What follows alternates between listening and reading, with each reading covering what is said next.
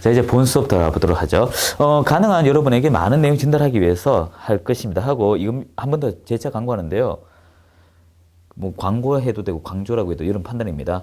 이 온라인 강의, 오프라인 강의 그 차별성 없습니다. 한 번 더 이야기 드리고 바로 출발할게요. 자, 3페이지 보면 이제 1장의 총칙인데요. 뭐 1절 좋은 내용이다. 이렇게 보시고 안 보셔도 됩니다. 넘기시고요. 자, 이제 제가 필요한 건 4절인데요. 재정 목적입니다. 한사한 법은요.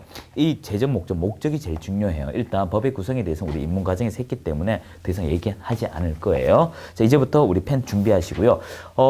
밑줄 하자는 데만 하기 바랍니다. 부탁드립니다. 그리고 시험에 안 나오는 근저리에다가 막 하며 화낼 겁니다. 예를 들어 이런 것입니다. 우리가 전혀 생뚱맞게 제가 말하면 그 다 밑줄하는 사람이 있는데 그게 그대로 시험 나올까요? 안 나와요. 안 나와요. 그래서 우리 법 과목은요, 이 몇 가지만 규칙성을 알게 되면 합격해요. 지금도 바로 시험 치러 갈 수 있는 방법이 있어요. 첫 번째는요, 기준점을 잘 잡아야 돼요. 기준. 그래서 우리가 그 입문 과정에 그냥 가볍게 말로 했지만 지금부터는 좀 더 이렇게 표현하겠습니다. 제가 아마 입문 과정에서 이런 얘기 했지 싶어요. 100원을 투자하여 500원이 됐습니다. 그러면 이거 몇 배입니까? 하면 여러분이 4배, 5배 그런 말 하지 말라 했죠. 그래서 원금을 포함합니까? 원금을 제외합니까? 그런 얘기 강조했지 싶어요. 그래서 원금을 포함하면 400원, 원금 제외하면 500원. 그럼 여기서 중요한 것은 원금을 포함 제외가 중요한 말입니다. 그럼 뭘 포함한데? 원금이야. 그래서 원금 포함 제외. 이게 중요한 말이에요. 이제 이해되시죠? 두 번째는요. 여러분이 한다, 할 수 있다. 즉 재량과 기속이라고 합니다. 이것이 재량적이냐 아니면 기속행위냐. 그래서 반드시 해야 되는 것, 할 수 있는 것, 글자 키워드 구별해야 돼요. 법과목 공부할 때는요. 그리고 세 번째는요. 이 행위자를 잘 봐야 돼요. 즉, 예를 들어서 내가 이 사람을 괴롭힐 수 있는 권한이 있다면 나만 괴롭혀야 돼요. 옆 사람이 괴롭히면 그건 월권 행위죠. 우리 법은 다 그래요. 책임이라는 건 소재가 있기 때문에 그 사람이 정해져 있습니다. 예를 들어서 공인중개사 자격증을 시도지사가 줍니다.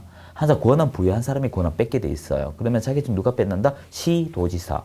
그럼 등록증 누가 준다? 등록관청이에요. 그러면 등록관청만 등록증 뺏을 수 있어요. 즉 어떤 얘기냐면 준자가 뺏는 것인데 이것을 임의적으로 만들면 안 돼요. 안 돼요.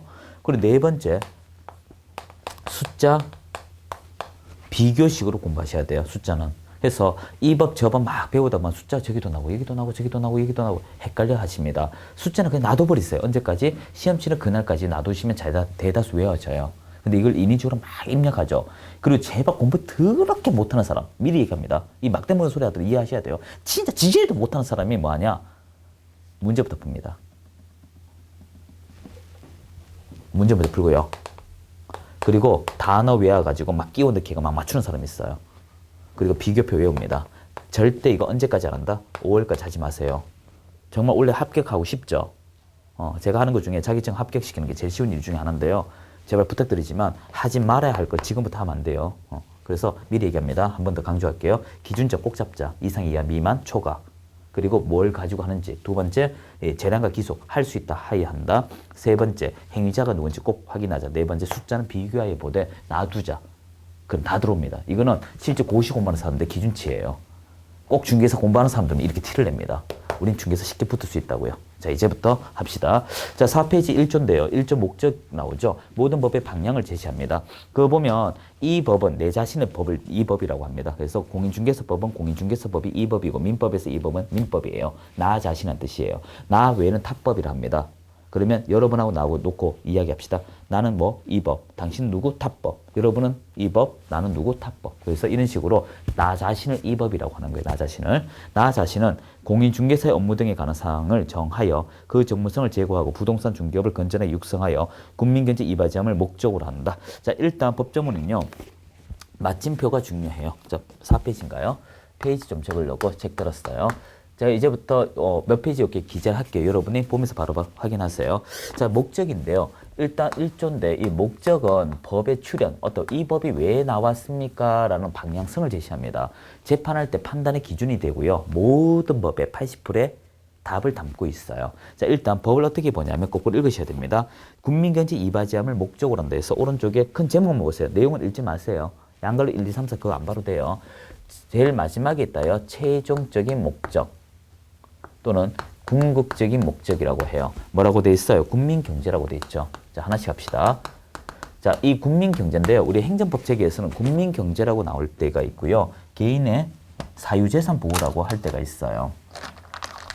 근데 여기서 뭐라고 돼 있어요? 국민경제라고 돼 있죠. 이거는 약자 보호란 뜻이에요. 약자 보호. 약자 보호입니다. 그럼 여기서 약자 보호하는 건 어떻게 구별할 것이냐? 정보가 있다, 없다. 개론에 배웠던 정보의 비대칭성 얘기하는 거예요. 저 정보를 얻는데 돈이 들어가게 되면 그거는 약한 자예요. 근데 정보인데 돈이 안 들어가면 강자예요. 자, 그럼 이것을 우리식으로 해석합시다. 우리식으로. 그러면 앞서 매도인이 의뢰인이에요. 의뢰인. 그리고 의뢰인이 마주봤던 사람이 개공이었죠. 개공. 이렇게 했을 때 정보가 많은 사람이 누굴까요? 개공이에요. 개공. 그 일을 하는 사람이죠. 따라서 국민경제는 약자 보호 측면이니까 재판 벌이면 재판은요. 수평이 없어요. 조정이 수평적 개념이고요. 소송은 수직이에요. 수직. 누가 이기고 지고 하는 거예요. 이해됐죠? 얘가 이기는 거예요. 의뢰인이 이기는 거예요. 이런 식으로 약자를 좀 더 올리고 강자를 내려뜨리는 것입니다. 그래서 여러분은 일단 답, 재판, 우리나라 대한민국 공인중개사법 대법원 판례 80%를 오늘 해결했습니다. 무조건 의뢰인 입장을 쓰는 게 국민경제 약자 보호 개념이다. 그럼 이 의뢰인을 보호하는 의뢰인의 입장을 우리가 객관적 측면이라고 해요. 그리고 개공의 입장을 주관적 측면이라고 합니다. 앞으로 여러분은 이 주관적, 즉 개공의 입장을 찍게 되면 틀린 말이고요. 객관적 의미 또는 의뢰인의 관점에서 처리를 해야 된다. 여기까지 이해되셨죠? 판례는 이렇게 처리됩니다. 여기 판례 내용이고요. 그리고 이걸 하기 위해서 도구가 필요해요.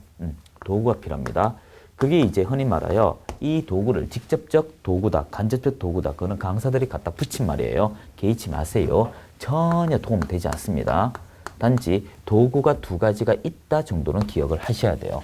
자, 첫 번째 도구가 뭐예요? 다시 보면 이 법은 공인중개사의 업무 등에 관한 사항을 정하여 그 전문성을 제고하고죠. 이게 전제 조건 깔렸죠. 그런데 어떻게 적혔는지 봐요. 공인중개사입니다. 즉 여기서 기억할 것은 우리가 배웠던 키워드를 한번 기억해 봐요.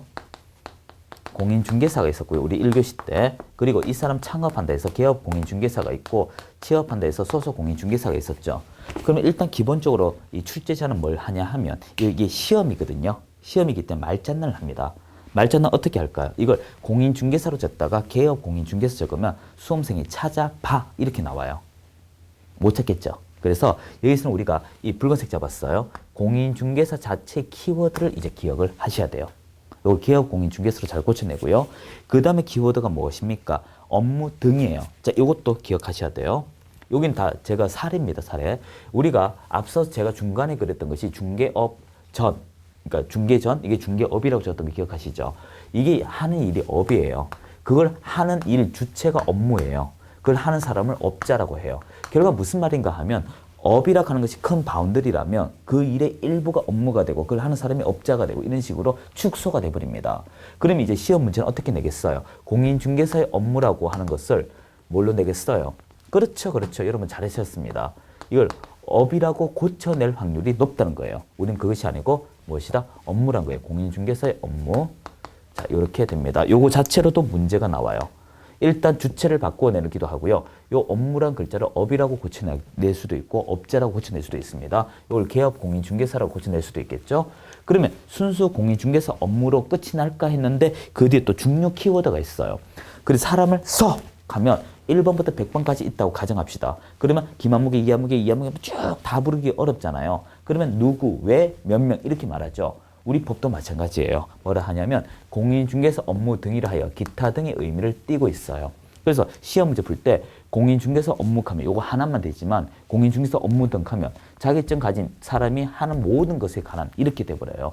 그러면 이 앞에 아무런 말이 없으니까 이 포괄적 개념이 돼버리잖아요. 어떻게 됩니까? 그러면 개업 공인중개사나 소속 공인중개사 이 모든 사람들이 당신들이 하는 일에 관해서 이런 식으로 해석이 돼버려요. 그래서 포괄적 개념을 하기 위해서 이렇게 이 조건들을 좀 더 넓게 잡아버립니다. 이렇게 공인중개사 업무 등이라고 하나 확인했고요. 그리고 여기서 또 뭡니까? 전문성을 제고죠. 이 공인중개사 업무 등을 할 때 어떤 걸 제고한다? 전문성을 높여보겠다라는 거예요. 자, 전문성을 이렇게 되고요. 자, 이제 두 번째 봐요. 부동산 중개업이죠. 자, 이제 키워드예요, 이것도. 부동산이랑 대상물을 소개를 하겠다. 여러분, 앞서 제가 그림 그렸을 때 여러분하고 저하고 이익 보는 걸 거래라고 했던 거 기억하세요? 그 거래 중에 수천 수백 가지에 하나가 중개예요. 그걸 배속 반복적으로 한 게 중개업이에요. 시험 문제는 부동산 거래업이라고 잘 고쳐요. 거래업. 그래서 지금 제가 시험 잘 나온 건 붉은색 동그라미를 지금 표기하고 있어요. 이렇게 표기하고 있어요. 요 글자를 이제 장난쳐. 요건 글자 자체가 장난칩니다. 그래서 부동산 중개업을 어떻게 하겠대요? 건전하게 육성이죠. 육성. 그래서 요걸 건전하게 육성한다. 이렇게 됩니다. 정리하자면 이거예요. 시험 문제 어떻게 나오냐면 이걸 궁극적인 목적을 이걸로 고쳐내거나 도구를 이걸로 고쳐내거나 이게 크로스로 내거나 또는 국민경제 뜻을 개인의 재산권 보호 이렇게 고쳐내고요. 또는 공인중개사를 개업 공인중개사 업이라고 잘 고치고요. 등자 생략해가 나오고 부동산 거래업이라고 잘 고쳐 나옵니다. 그래서 지금 외압을 했어요. 이거는 시험 치기 전까지 외우시면 돼요. 그냥 공인중개사 업무 등에 관해 전문성을 제고하고 부동산 중개업에서 육성하여 국민경제 이바 제함을 목적으로 한다. 이렇게 짧게나마 기억을 해두셔야 됩니다. 그래서 이런 붉은색 키워드 기억을 하자. 이게 목적이에요. 그래서 여러분은 이 법의 목적 최종 정의입니다. 이런 도구를 통해서 이런 결과 만든다. 그럼 양 페이지 볼 필요가 전혀 없어요. 내용 읽지 마세요. 필요 없습니다. 자, 이제 5페이지 보면 법령의 구성이 있는데요. 이제 공인중개사 법률 타이틀 보세요. 법률 밑에 공인중개사 법률 시행령이 있죠. 자, 넘겨보세요. 시행규칙이 있죠. 자, 지금부터 칠판 봐요. 조례 보지 마세요. 5페이지예요. 5페이지. 자, 법의 구성인데요. 이 법의 구성은요. 이 우리나라 법이 이렇게 생겼다라는 거예요. 3단으로 제됐습니다. 자, 여기 한 3개 되겠네요. 자, 이제부터 또 칠판 봐야 돼요. 이제는 또 시험 문제 대다수 찍을 수 있어요. 자, 일단 법률이 있습니다. 법률이 있고요. 그리고 시행령이 있어요. 이거부터 하고 다른 거 해야 돼요. 그리고 시행규칙이 있어요. 자, 그런데 이걸 읽으려고 하니까 법률, 시행령, 시행규칙 이건 되는데 법조문 적으려니까 뚱뚱해져. 다 적으니까. 그리고 귀찮아서 어떻게? 붉은색 봐요. 법률을 법이라고 적어요. 시행령을 령이라고 적어요. 그리고 시행규칙은 규칙이라고 적어요. 그래서 법 제1조, 령 제1조, 규칙 제1조. 이건 인문과정 할 때 했던 거 기억하시죠? 그리고 법률을 어디서 만듭니까? 국회에서 만든다고 했고요. 그 시행령은 대통령이 만든다 해서 대통령령이라고 하고요. 주무관청이 만들죠. 우리는 국토교통부령이죠. 국토부령이라고 줄여 적겠습니다. 동의어예요. 이렇게. 자, 그래서 대통령령 켜도 되고 시행령 켜도 되고 시행규칙을 국토교통부령이라고 해도 돼요. 접수됐습니다. 자, 그런데 여기서 주의할 거 이제 봅시다. 자, 이제부터 봐요. 시험 문제는 우리 시험은 밑도 끝도 없는 시험이에요. 다시 얘기합시다. 제 과목은 밑도 끝도 진짜 밑도 끝도 없어요. 더 쉽게 말할까요? 제가 가르쳐서 참 비스러운 과목이에요.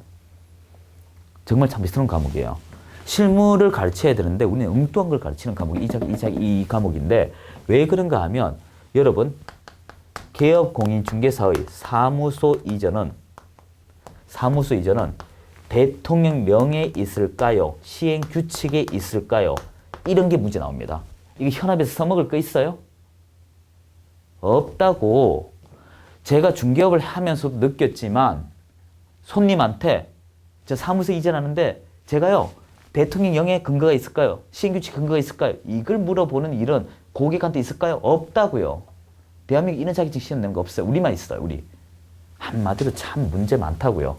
근데 우리 시험은 이거라도 합격해야 어떻게? 붙기 때문에 봐야 돼요. 자, 이제부터 그 답을 빨리 찾는 거 가르쳐 드릴게요. 자, 이제부터 외우셔야 됩니다. 외워야 돼요. 자, 시행규칙을 외우셔야 돼요. 시행규칙. 자, 이제 규칙 적습니다. 규칙 적을게요. 여기 적죠? 자, 규칙이 있는데 앞으로 무슨 서. 이거 종이에요, 종이. 종이로 된 건 다 규칙이 있어요. 자, 들어봐요. 확인 설명서 서 있죠. 거래 계약서 서 있죠. 자격증 종이 맞아요? 맞네. 등록증 종이 맞아요? 맞아요. 정석중개계약서 종이 맞아요? 다 종이로 된 건 다 어디? 규칙, 시행규칙. 됐죠? 자, 그리고 두 번째, 여러분이 중개수수료 계산할 때, 보수할 때, 이 보수는요, 여러분이 한도에 얘기하는 거 아니에요. 보수 산정할 때, 산정 공식은 시행규칙이 있어요. 이건 참고로 보세요. 그리고 절차 중에, 절차 중이라고 했습니다. 요 절차 빼고 나머지는 대통령령, 시행령이에요. 부동산 거래 전문망. 제목 길다. 맞아요. 제가 왜 제목 길다 했는지 모르죠? 이렇게 긴 절차는 요거 하나밖에 없어요. 요거 하나밖에 없어요. 그래서 부동산 거래 전문망 절차만 시행규칙이고 나머지 다 시행령. 됐죠? 아직 남았어요. 한 개 더 남았어요. 중개업자, 즉 개업공인중개사입니다. 개업공인중개사 되기 전 개공되고 나서. 그래서 개공 후. 그래서 여러분이 이제 정리할 건 이렇습니다. 일단 규칙이라고 하는 것은 어디에 주로 있다? 이것만 외우시면 돼요. 앞으로 종이 딱지 나오면 전부 다 시행규칙, 보수 산정에 관한 내용 시행규칙, 절차 중에 부동산 거래 정보망 절차만 어디? 시행규칙, 나머지 시행령. 그리고 개공이 되기 전이면 대통령령. 예를 들어 사무소, 자 개설 등록합시다. 개설 등록이 되어야 개공이 돼요.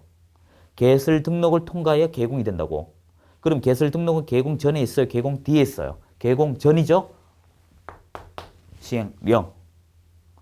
그리고 사무소 이전은 개공이 돼서 사무소 이전하는 거예요. 그럼 사무소 이전은 근거가 어디? 간단해요. 그래서 이런 식으로 정리를 하세요. 이런 식으로. 그러면 여러분이 이 5페이지, 6페이지 굳이 안 읽어도 해결이 돼요. 자, 그리고 지방자치단체 조례죠. 자, 조례는 방갈로 1번 행정수수료만 있습니다. 자, 요거는 참고로 기억하세요. 자, 참고 뭐 어떻게 할까요? 자, 조례인데요. 여러분 주머니에서 돈 나가는 거. 어떻게 적는다고요? 내 돈이라고 적으라고. 내 돈 나가는 거, 받는 거 말고요. 주머니에서 돈 나가는 거예요. 그래서 이거는 행정수수료입니다. 행정수수료는 6개밖에 없어요. 그래서 요거는 그때 가서 합시다. 행정수수료 6개. 그것만 나가고요. 자, 이제 양갈로 5번은 개의치 마세요. 자, 그리고 오른쪽 6번. 6권에서 보는 거 아니야. 그 내용이고요. 세 번째 끝에. 그리고 판례 대법원 정도 본다. 책을 상당히 직설적으로 제가 적었습니다. 그래서 시험용으로만 만들었기 때문에 일반 시중교재 기본서 좀 다를 거예요. 그래서 성격 그대로 드러날 것입니다. 자, 이제 법의 성격이 나오죠. 자, 요거는 좀 지웁시다. 중요한 게 아니니까. 7페이지인가요? 자, 이제 법의 성격은 놔두시고요. 여러분이 이 양갈로 1번, 2번 제목만 좀 봐요. 부동산 중개업에 관한 기본법, 민법 3법에 대한 특별법, 중과법, 국내법인데, 자, 이제 칠판 좀 봐요. 여러분, 일단 잘 봐요. 보험 할까요? 보험 여러분 가지고 있죠. 보험을 가입했는데 사고가 발생했어. 그러면 사고가 발생하면 이걸 법에서 분쟁이라고 합니다. 분쟁하면 이걸 해결을 해야 돼요. 자, 해결, 해소 다른데 해결이라고 합시다, 일단. 그러면 법률로 할 거 사람 때려버릴까요? 법에 의해서 해야 되죠. 그러면 어느 법을 쓸까? 이런 문제가 발생해요. 자, 그러면 원초가 뭐예요? 원초가 보험이잖아요, 보험이잖아요. 그러니 어느 법부터 쓴다? 보험 관련법을 먼저 씁니다. 보험 관련법, 보험업법을 제일 먼저 써요. 이 보험업법이란 법이 있어요. 보험업법을 먼저 쓴 다음에 이 법이 완벽할까요? 우리나라 법은 완벽이란 게 있을 수 없어요. 천하무적 법은 없다고요. 이 법이 부족하면 어떻게 될까? 다른 법. 자, 나 자신을 이 법이라면 다른 법을 뭐라고 한다? 여기서 이 행위에 이 법은 이거예요. 보험에 있어서 이 법은 보험업법이에요. 보험법. 그러면 다른 법은 어떻게? 이거 왜? 이렇게 돼요. 얘가 많아요, 얘가 많아요. 이게 많다고. 수천 가지 된다고. 수만 가지. 이게 2등이에요. 자, 이제 봐요. 나를 관련해서 나를 적용해라. 나와 나에 관련해서는 이 법. 이 법을 먼저 적용하고 이 법을 먼저 적용하고 이에 대해서 이 법을 먼저 적용하고 부족하면 다른 법을 써. 이해되시겠어요? 그러면 글자 바꿀게요. 부동산 사고 터졌어. 그럼 중개와 관련되면 이 공인중개사법을 먼저 쓰고 글자 날려 쓰는 거예요. 공인중개사법을 먼저 쓰고 공인중개사법이 없으면 어떻게? 부족하면 어떻게? 다른 법 써. 이해되시겠어요? 그러면 7페이지 봐요. 양갈로 1번. 부동산 중개 위에 무조건이라고 적어두세요. 무조건 중개란 글자만 나오면 이 법을 제일 먼저 써라. 나 자신을 제일 먼저 쓴다고 해서 나를 기본, 베이스다 해서 기본법 해요. 이걸 국어적으로 말하면 일반법이라고 합니다. 그래서 정리하자면 결과 7페이지 법의 성격이라고 하는 것은 해석을 이야기하는 거예요. 그래서 성격 첫 번째는요. 법을 해석할 때 어떤 것을 우선할 것인가. 자, 먼저 좀 다르게 쓸게요. 중개란 키워드가 오면, 자, 제가 노란색 잡았어요. 중개란 키워드 오면 위에든 아래든 적어놔야 돼요. 내용 안 읽어도 돼요. 이 무조건 뜻 알죠? 무조건이야. 그거예요. 무조건 하는 거예요. 이 중개를 유상으로 하든 무상으로 하든 주된 업무든 부업이든 무조건 이 키워드, 어떤 키워드? 그렇죠. 중개라는 키워드만 나오면 어떤 법을 제일 먼저 쓴다? 우리 이 법을 쓴다. 자, 책 보지 말고 이 법 제법 아는 사람? 자, 그렇죠. 이 법의 제목은 공인중개사법이에요. 공인중개사법이라고 해도 되고 이법해도 돼요. 제일 먼저 쓰니까 이걸 뭐라고 한다? 그렇다. 기본적이다. 기본법. 다른 말로 일반법. 자, 이 내용이 부족하면 어떻게? 다른 것이 가져온다. 다른 것. 다른 것이 무엇이다? 타법. 자, 이 법이 많아요. 타법이 많아요. 타법 무진장 많다. 많다. 많다. 자, 어느 정도 많냐? 여러분이 나중에 중개수수료 많이 못 받아요. 손님이 안 줘. 안 주면 손님 때려야 될까요? 때릴 수 있겠죠? 그런데 그냥 그러면 사고 나잖아요. 그래서 돈 받는 관련 법률에 적용을 받아요. 이런 것처럼 그 사건에 따라 그 타법의 적용도 달라진다는 거예요. 그래서 우리 교재는 일반적으로 민법과 산법을 얘기 많이 합니다. 이미 주고다 보니까 산법이라고 하는 거예요. 또 계약 많이 쓰니까 민사 간의 계약이라 해요. 민법 쓰는 것이지 이 타법은 무수히 많습니다. 무엇이 될지 몰라요. 자, 그래서 내가 아무리 뛰어나다 하더라도 너 먼저 쓰고 날 뒤에 서라. 그러면 너는 나를 뭐라고 부를래? 당신들은 나를 뭐라 부를게? 윤쌤이라고 부르잖아요. 그렇처럼 너희들은 나를 뭐라 부를까? 나보다 네가 더 우선 쓰네. 특별하네. 나보다 우선되네. 그래서 이렇게 부릅니다. 중개에 있어서만큼은 이 법은 기본적이요. 중개에 있어서는 이 법이 일반법이지만 중개에 있어서는 너희들보다 내가 먼저 앞서. 중개에 있어서는 너희들보다 내가 우수해. 이런 뜻이에요. 접수됐죠? 자, 근데 여기서 주의할 게 있어요. 이거 책 안 읽어도 됩니다. 책 읽기 싫으면 이거 하고 하면 돼요. 자, 타법에서 중요한 게 있어요. 딱 하나가 중요합니다. 시험 이게 나와요. 시험은 여러분 보수에 있어서 돈을 못 받으면 행복한 사람 손 들어봐요. 할 필요 없잖아. 저도 먹고 살기 위해서 이거 해요. 돈 안 주면 저도 이거 해요. 뭐 합니까? 사장 나와! 이렇게 얘기해요. 근데 누구한테 돈 받아요? 사장님한테 돈 받아. 그 사장님한테 뭐 받아요? 돈을 받아요. 그 사람에게 보수 청구권이에요. 돈 달라고. 당신 돈 달라고. 자, 그런데 문제는 일을 했으니까 받는 거죠. 이거를 이렇게 말해요. 돈발을 지으란 뜻이에요. 붙여봐요. 상인 보수 청구권. 앞으로 여러분 식당 가서 아줌마한테 돈 줄 때, 식당 주인한테 돈 줄 때 어떻게? 내 밥 먹었는데 돈을 줘야 될까 말아야 될까 고민하지 말고요. 이렇게 줘봐요. 당신은 돈발을 지위가 있다. 나한테 어떤 거? 상인 보수 청구권이 있다. 이렇게 말하면 돼요. 한 대 맞겠죠. 그래서 이 상인 보수 청구권이 있다. 돈을 못 받으면.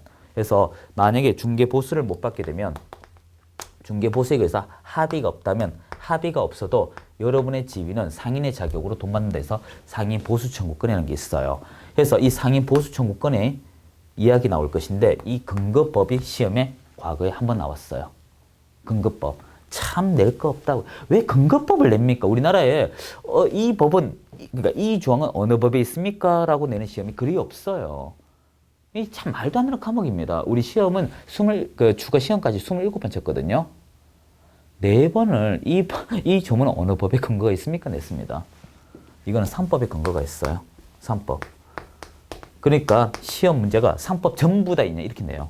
3법 총칙에 시험 어떻게 넣는지 알아요? 3법 총칙 한 번은 3법이라고 내고요. 3법 총칙에 전부일까요? 일부일까요? 이렇게 냈어요. 이걸 문제라고 냅니다. 참 이게 교수란 사람들이. 3법 총칙 일부에 상인 보수 청구권이 있다. 이 정도만 정리하면 돼요. 자, 그리고 내용 안 읽어도 되고요.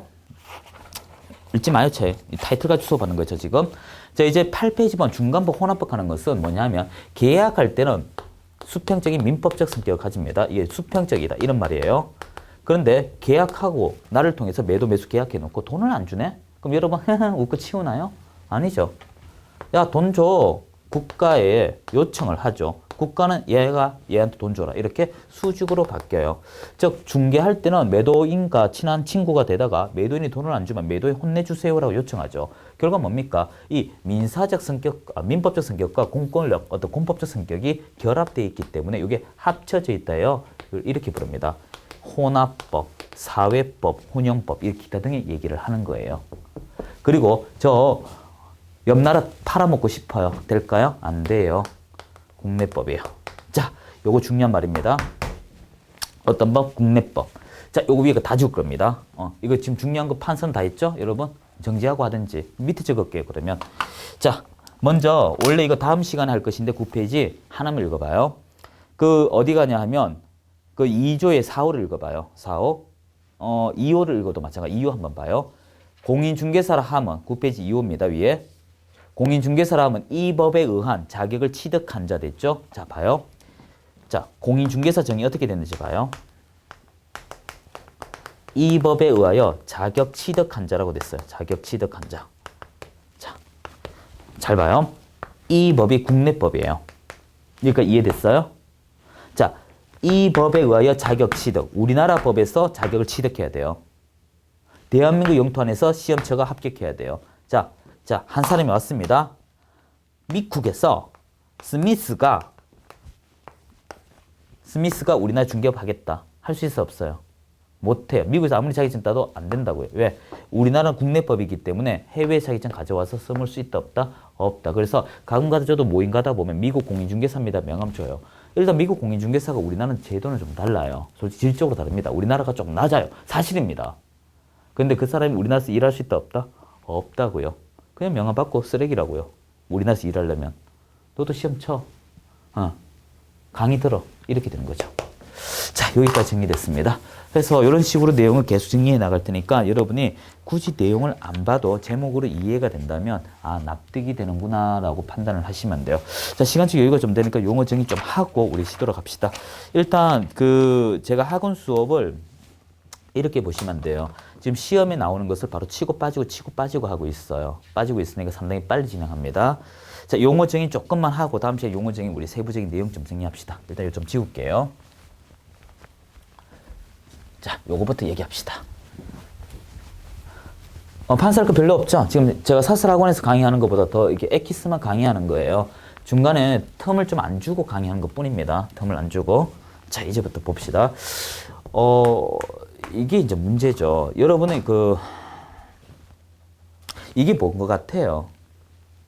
분필 맞아요? 스케스 가루인가요? 아니면 필기 도구인가요? 자, 이제부터 무슨 말을 하는 건지 들어봐요. 법률은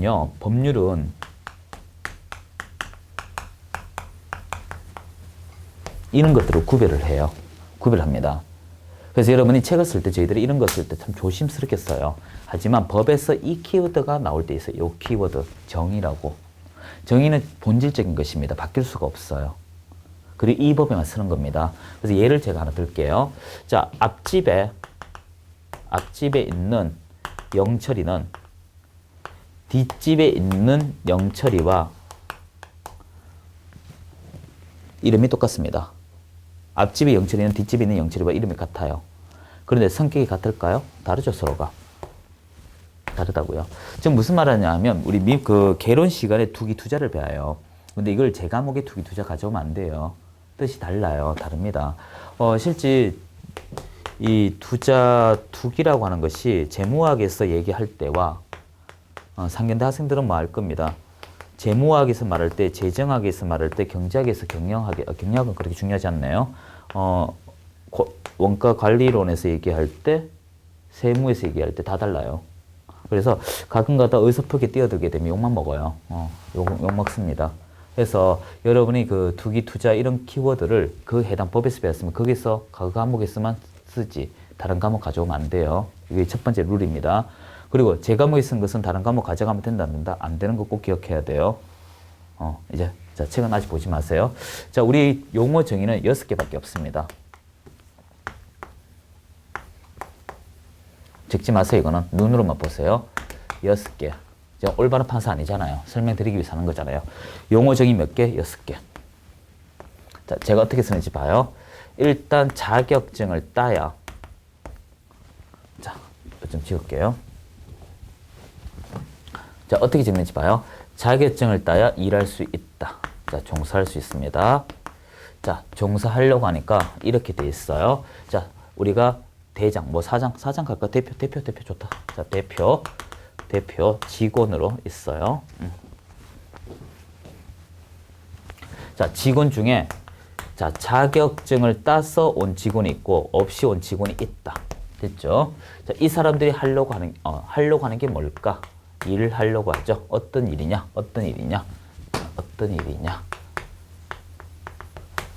자, 이제부터 봐요. 자, 이제 노란색이 제목입니다. 자, 봐요. 자격증이에요. 자격증. 이 사람을 우리가 공인중개사입니다. 자, 그리고 일을 하려고 해요. 자, 대표는 이 사람을 뭐라고 한다? 개업공인중개사입니다.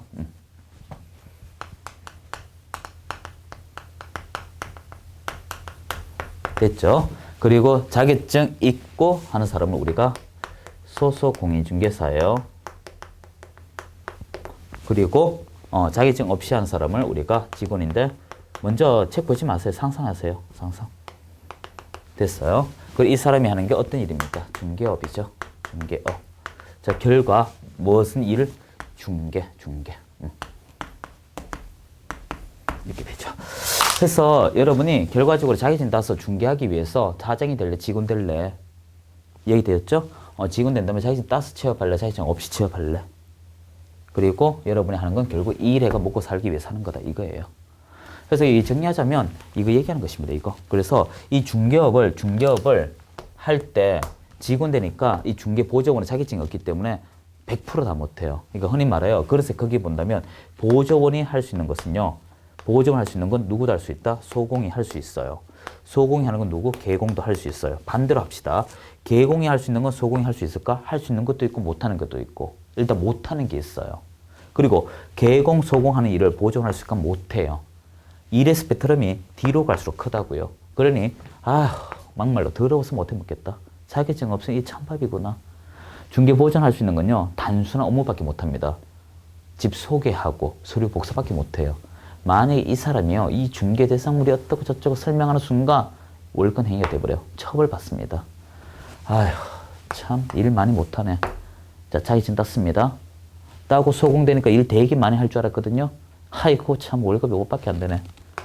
막말 일 많이 못하니 그 뜻입니다. 그래야 어떻게 창업하는 거죠. 이렇게 올라가는 거 똑같습니다. 자, 여기까지 이야기, 요 6가지가 용어의 정의 그림이에요. 자, 요 다음 시간에 요 얘기 우리 상세히 하도록 하겠습니다. 자, 인사드리도록 하죠. 수고하셨습니다.